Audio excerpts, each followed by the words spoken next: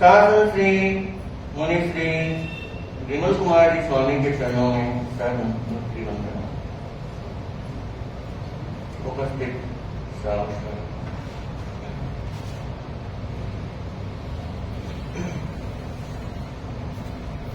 महारानी अमर जस पायो रे, महारानी अमर जस पायो रे। मृगावती महासदीन समरा, मृगावती महासदीन समरा। आनंद आज आयो रे, महारानी अमर जस गायो रे, महारानी अमर जस।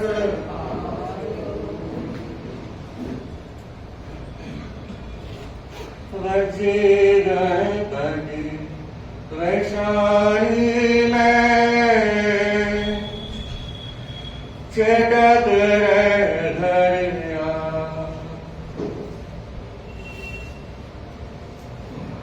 सिरवती सातों बहरे, हर्षित सकल समाज। महारानी अमर जस गायो रे, महारानी अमर जस गायो रे। चेतन वज्रगणतंत्र वैशाली के राजा थे, उनका नाम था चेतन। चेतन के 7 बेटियां थी और 7 ही बेटियां महासती, 7 बेटियां सती। 7 बेटियों को देखकर चेतन बड़ा हर्षित होता। उसके एक बेटी का नाम था मृगावती। उसने सोचा मेरी बेटी मृगावती इतनी सुंदर है, इसलिए बहुत सुंदर राजा के साथ इसका विवाह करूं। ऐसा चिंतन किया। मृगावती महासती का विवाह होता है। शतानेक जाने परने मृगावती जिया, राज करे महला में रानी, सारे सबरा काज। महारानी अमर जस पायो रे, महारानी मोटो जस पायो रे।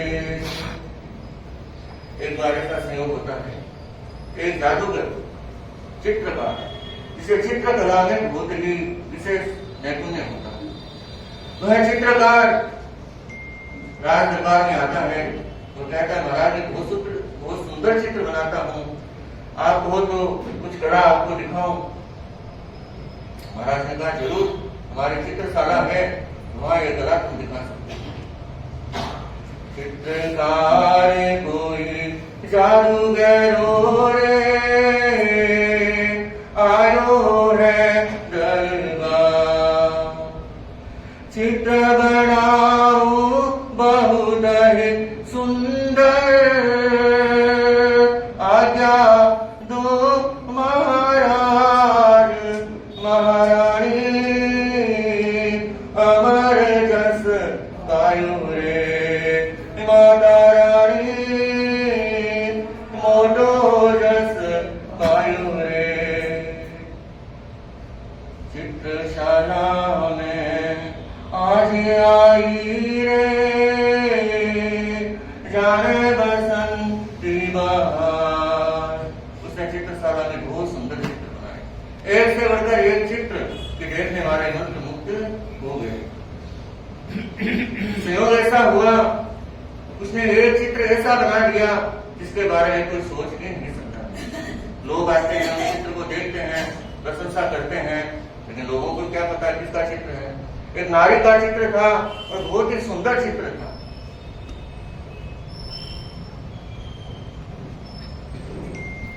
उस चित्र में विशेषता ऐसी थी कि कुछ जगह तिल भी उस चित्र में दर्शाए गए।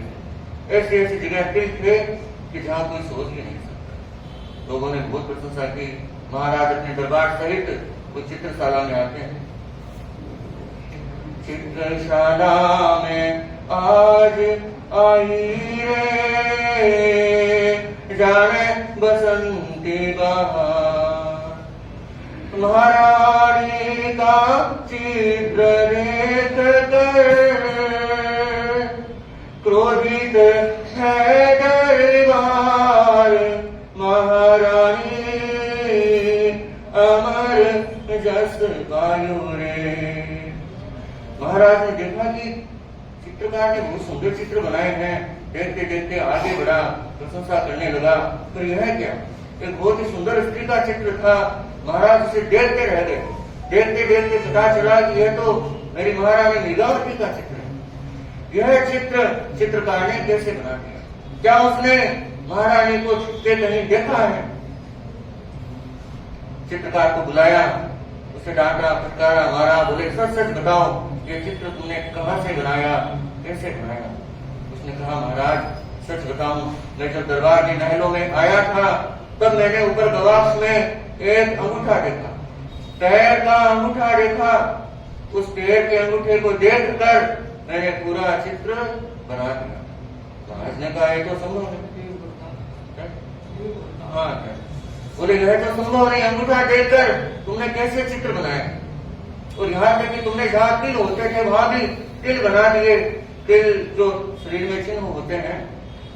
तो महाराज को विश्वास नहीं हुआ। बोले महाराज मेरे पास देव वरदान है, एक यक्ष मेरी सहायता करते हैं, उसके माध्यम से मैं किसी भी व्यक्ति के शरीर का एक अंग देखकर पूरे शरीर का चित्र बना सकता। महाराज ने अपने कुब्जा दासी को बुलाया, उसे पर्दे के पीछे छिपाया और उसके शरीर का एक अंगुली बाहर निकाली। बोले इसे देखो और इसका मेरे सामने चित्र बनाओ। उसने उस अंगुलियों को, हाथ को देखकर, कहते हैं वो कुब्जा दासी थी, उस दासी का हूबहू सारा चित्र बना दिया। यहाँ तक कि उसकी पीठ में कुबड़ी बना दी। महाराज तो दंग रह गए। बोले ऐसा चित्रकार तो पहली बार देखा। शरीर के थोड़े से अवयव को देखकर इसने पूरा चित्र बना दिया। वाकई ये गलत तो नहीं कहता, बात तो इसकी सही है, लेकिन इसने महारानी का चित्र बनाया। महाराज गुस्से में तो थे ही, उस चित्रकार को निकाल दिया। बोले मैं तुम्हें फांसी की सजा देने वाला था और मैं तुम्हें अपने देश से निकालता हूँ, यहाँ से चले जाओ और वापस मेरे देश में कभी मत आओ। चित्रकार बड़ा मन में खुन्नस हुई, बड़ा पीड़ित हुआ। वह उस देश से बाहर निकल गया, दूसरे देश में गया। उसने सोचा कि कैसे न कैसे करके मैं इसका बदला जरूर दूंगा। अब देखिए, व्यक्ति जो बदला लेना चाहता है उससे कहीं बहाने नहीं चाहता। चित्रकार ने एक योजना बनाई, महारानी का पुनः एक चित्र बनाया। एक चित्र बना दिया महारानी का, बहुत सुंदर चित्र बनाकर वह गया उज्जैनी नगरी। उज्जैनी नगरी में उस समय राजा थे चंद्रप्रद्योत। चंद्रप्रद्योत के बारे में कहा जाता था बड़ा कामुक था। उसे पता चल जाता कहीं सुंदर स्त्री कहीं भी क्यों न हो, वो सेना लेकर वहां पहुंच जाता और उसका अपहरण करके अपने महलों में उसे बैठा देता।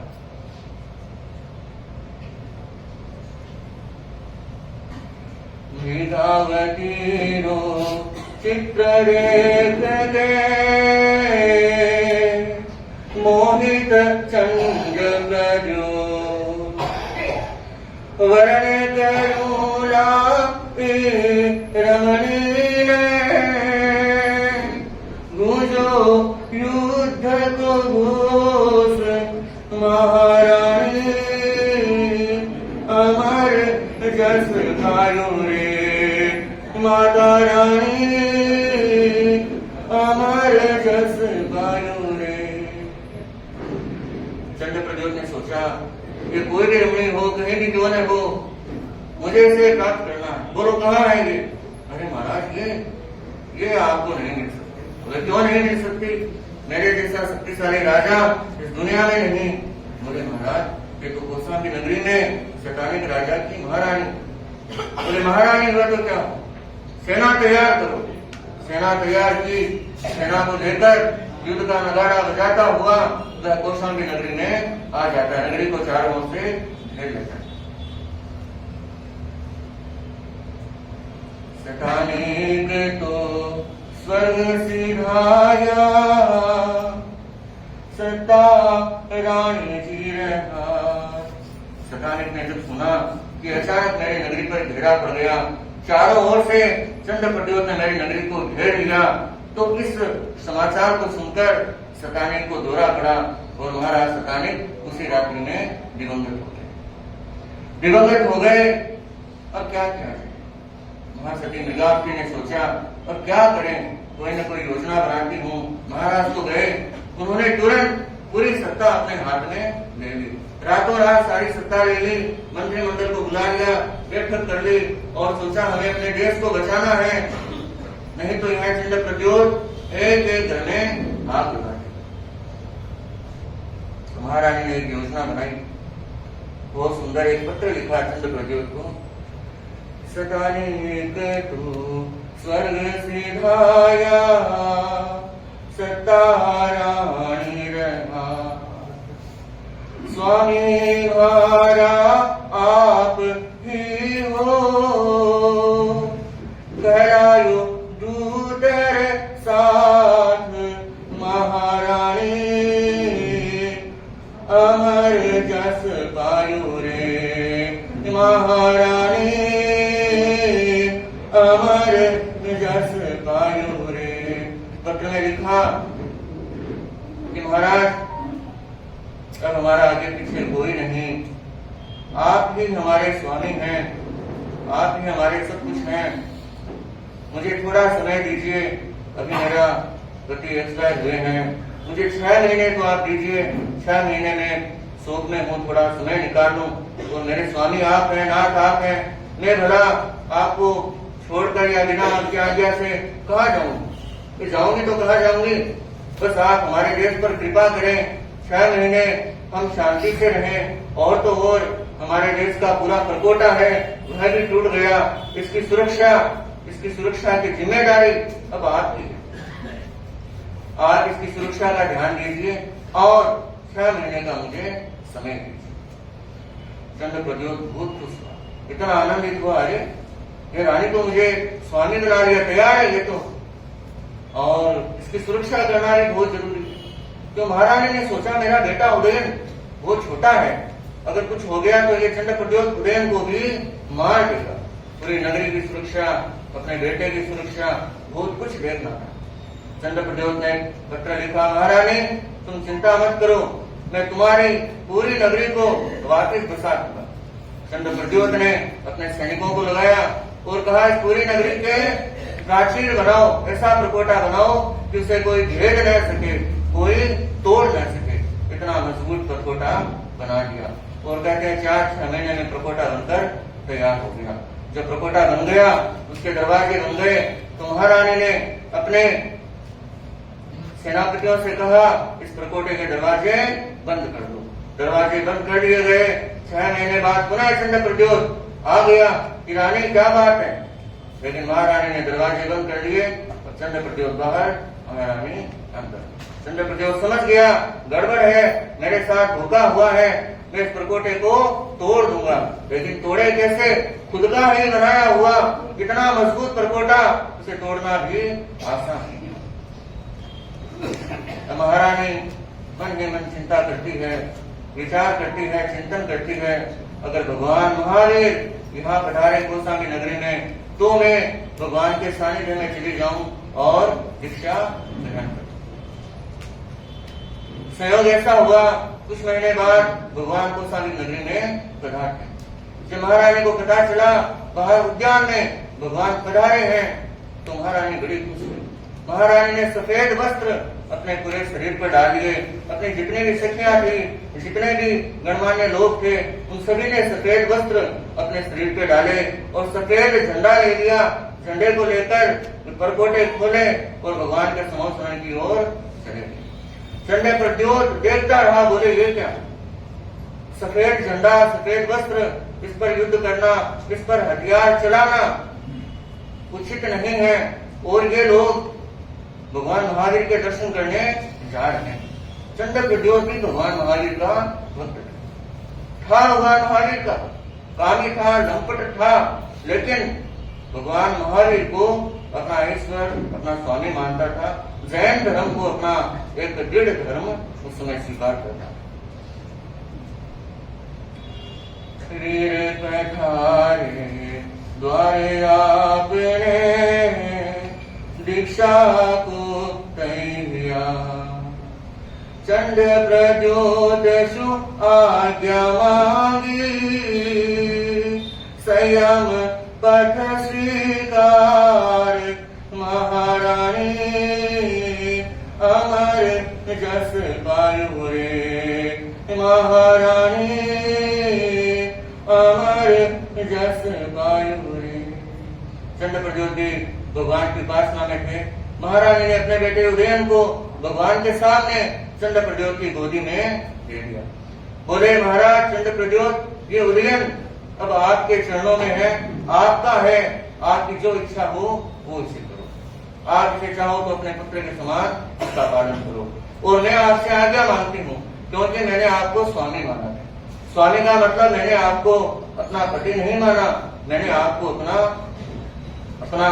संरक्षक स्वीकार किया था। तो आप मुझे आज्ञा दें, मैं दीक्षा लेना चाहती हूँ। चंड प्रद्योत क्या करता, वो दंग रह गया कि देखो मैं इतना कामुक, इतना लंपट, और यह मृगावती महासती ये तो दीक्षा लेने के तैयार हो गई। कहाँ राज भोगों में रमी हुई और कहाँ एक क्षण में दीक्षा के लिए तैयार हो गई। और मृगावती जी भगवान के समोसरण में दीक्षा स्वीकार कर देते। संयम यात्रा चल रही थी। एक दिन ऐसा हुआ, आज धरा पर सूर्य चंद्रमा, वीर प्रभु के पास। आज धरा पर सूर्य चंद्रमा, वीर प्रभु के पास। धरा पर सूर्य चंद्रमा विमान सहित आए। संध्या का समय था, भगवान की उपासना में बैठे थे सूर्य और चंद्रमा। मृगावती महासती भी भगवान की सेवा में बैठी थी। उसने सोचा इतना प्रकाश है, अभी तो बहुत दिन है, मैं थोड़ी देर भगवान का ध्यान कर लेती हूँ। संयोग ऐसा हुआ, रात्रि हो गई, सभी जो साथियां थी चली गई, लेकिन मृगावती वहीं बैठ गई। उन्हें पता नहीं चला, क्योंकि सूर्य चंद्रमा का इतना तीव्र प्रकाश था।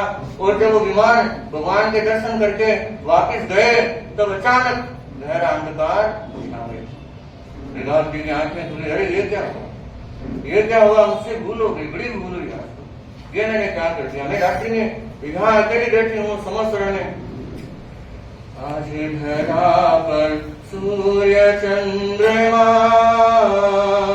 वीर प्रभु के पास।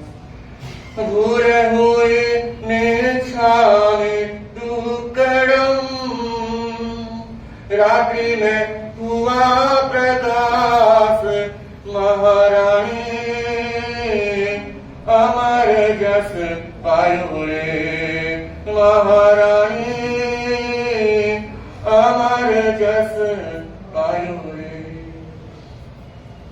वहां जब गए, अपने ठिकाने गए रात्रि में, चंदन महाराज जी ने देखा, अरे महासती मृगावती, आप अब पधारे हैं, इतनी रात्रि हो गई, अरे आप ऐसे करेंगी तो मैं और साथियों से क्या आशा रखूंगी। आपने ऐसा किया। मृगावती जी ने क्षमा याचना की, गोपालंब को संभाव से सहन किया और सोचा कि देखो आज मेरे कारण, अरे महान चंदन वाला महासती को मेरे कारण फरमाना पड़ा, मेरे कारण इन्हें भी फरमाना पड़ा, इन्हें मैंने मौका दे दिया और मेरे कारण इनको भी कुछ फरमाना पड़ा, कुछ कहना पड़ा। इस प्रकार वो पश्चाताप करती है।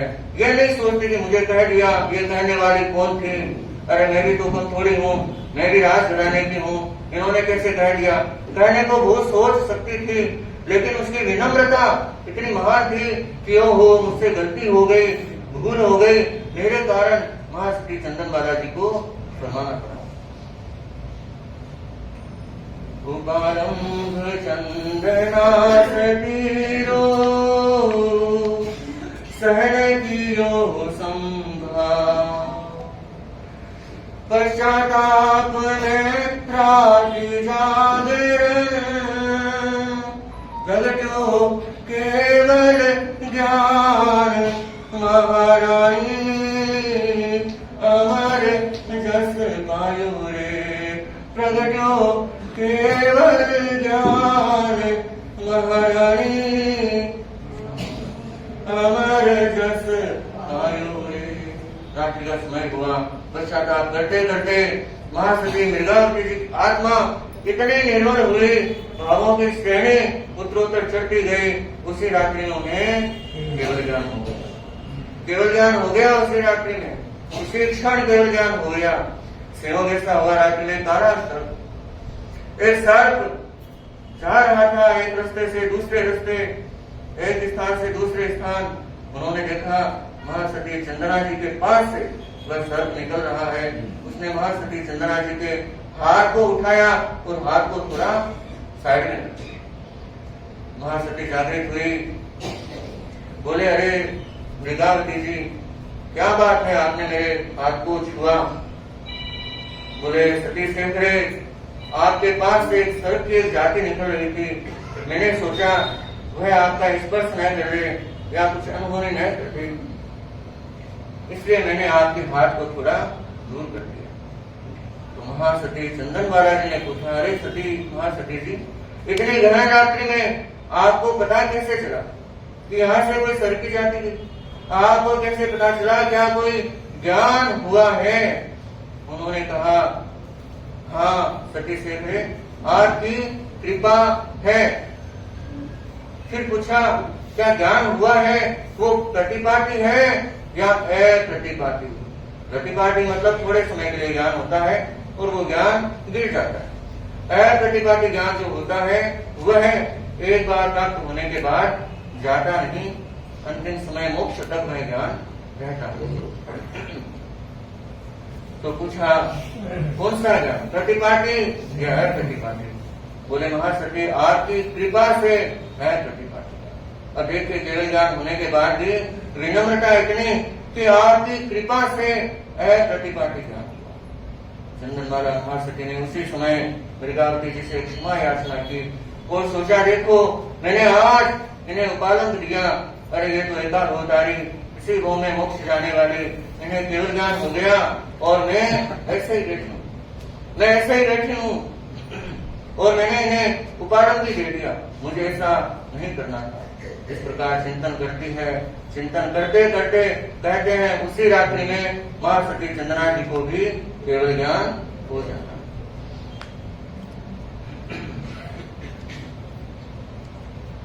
कौशाम्बी के ठाने सतानिक नामे राज करे रंग राजियोए, कसुधर धरणी मृगावती सती सुरभवने यस गाधियोए, सुरभवने यस महारानी, अमर जस पायो रे। देखिए एक साथ अगर आपको समझ में आता हो तो बोलने का प्रयास किया जा सकता है। महारानी अमर जस पायो रे, माता रानी अमर जस पायो रे। मृगावती महासती न समर्या, मृगावती महासती आनंद आज आयो रे,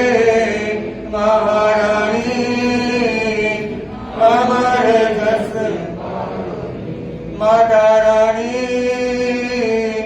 हमारे जस